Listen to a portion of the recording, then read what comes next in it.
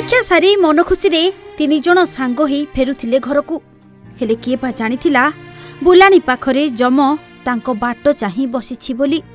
जानिथिले हुए तो आज दुई दुईटी मार कोल खाली हे जाई नथांता, गाँरे कांत बोबाली पड़ी नथांता कि सांग मानक भिड़ मेडिकल रे जमी नथांता, सबकिछि बदली जाइथांता। पुणी काली 3 सांग मिसी परीक्षा देबाकू जाइथांते। दैव एमिति दाऊ साधिब किए बा जानिथिला। बुलानी रे घटिला भयंकर दुर्घटना, आउ लहू लुहाण हेई मरीगले 2 सांग। हाँ आज्ञा, पूरा रास्ता रक्त रंजित।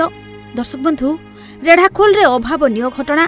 संबलपुर जिला रेढ़ाखोल नाकटी देउल रास्तार हलदीघाट ब्रिज निकट बुलानी रे सकाळे बाइक दुर्घटना रे भीमभोई कॉलेज रो 2 जण छात्रंकर मृत्यु होईछि।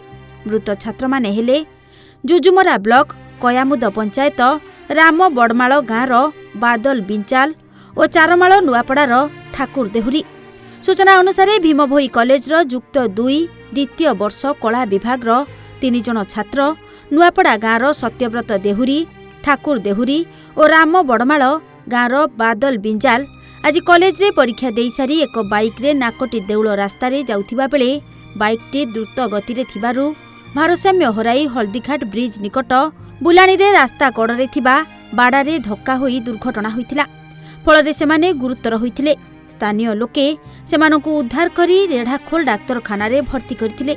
हेले बादल बिंचाल को डाक्तर मृत घोषणा करथिबा बेले बुर्ला स्थानांतर बेले सेठारे ठाकुर देहुरींकर मृत्यु होइतिला। एबे सत्यव्रत देहुरी डाक्तरखाना रे चिकित्सित हेउछंती।